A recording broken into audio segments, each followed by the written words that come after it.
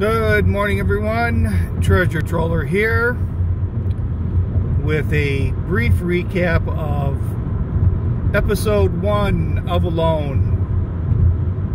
I happened to catch it last night. I was rather surprised.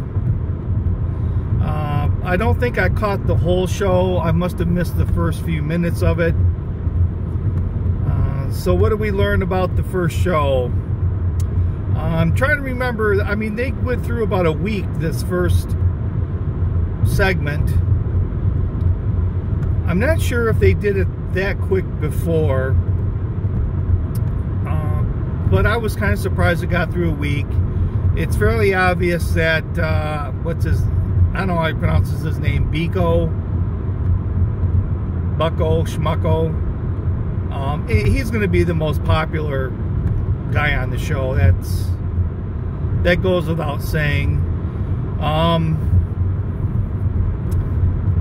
Then the other guy they were showing, I can't remember the names. I didn't take notes. I didn't expect to catch it, and I wasn't completely prepared.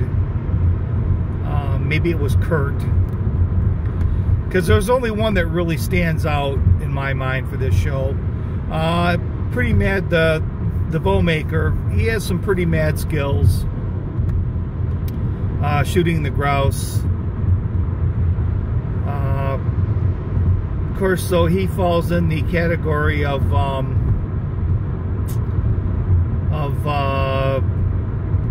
the part-time guy. Then we've got the guy from the Virgin Islands that finds everything amazing. I mean, he gets off his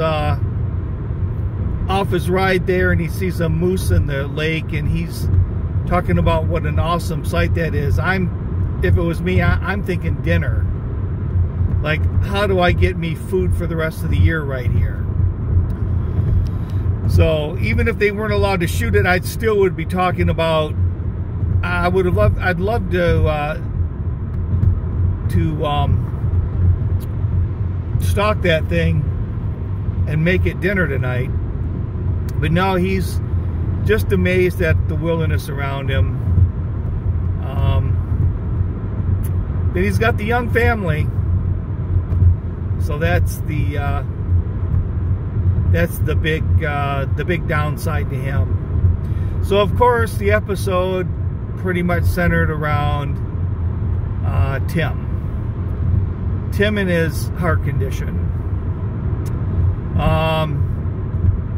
Tapping out fairly early. He thought he was having a heart attack. Maybe possible.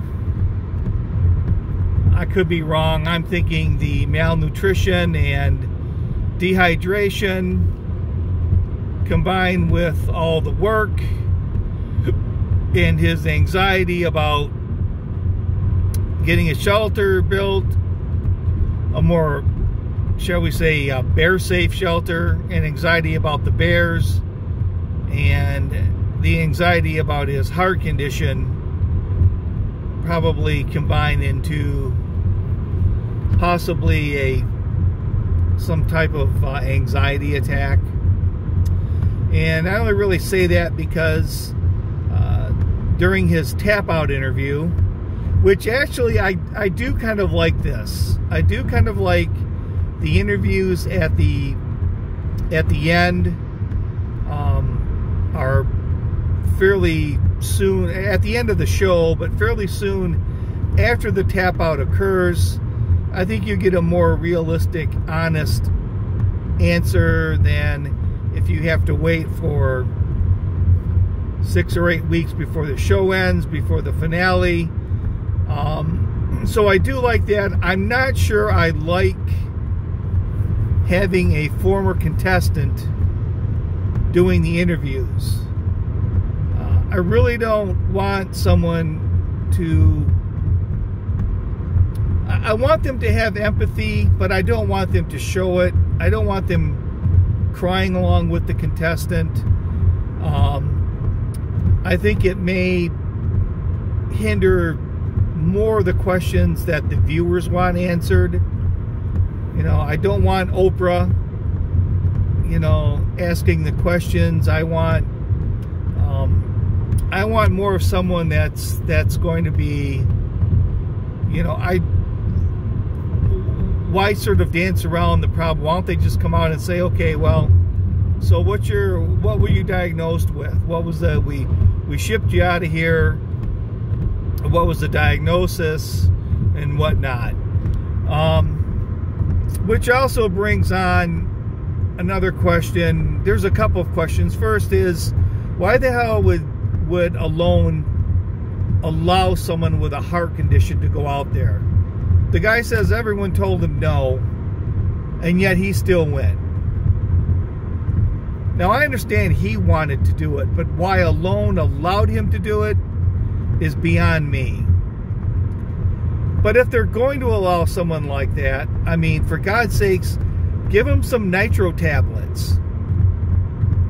I don't know how long it takes for you to get that boat there and your chopper there, but you know, if you're going to put people on there with heart conditions, give them some nitro tablets, for God's sakes.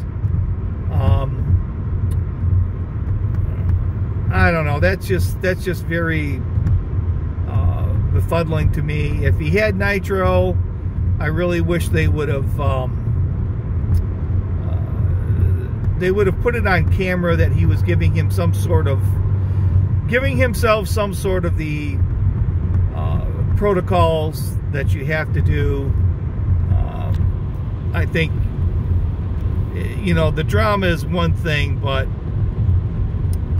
I think it would have been better if he had the tablets, if he actually showed it, or showed him taking it, or at least they discussed it, that he was equipped with some sort of medication. So I think that's a bit of a bit of a negative on a loan. If they're allowing them to take their medications on there, I think they need to make it a bit more obvious. And if they're not, and they're going to let people with heart conditions go on there, well, they need to take some extra steps there. It's obvious that these conditions are just not suitable for people that have comorbidities. If you have a comorbidity, do not go on a loan. Even if you want to go on a loan and all your doctors tell you not to go on a loan should tell you you're not going on a loan. A loan should feel lucky that the guy didn't die. They should feel lucky that he did not die. They dodged a bullet on that one. That was a show-ending episode right there, had that happened. So maybe I'll watch it again. But that's about all for this one. A loan got lucky. They got very lucky. So with that, this is Treasure Troller saying aloha and good day.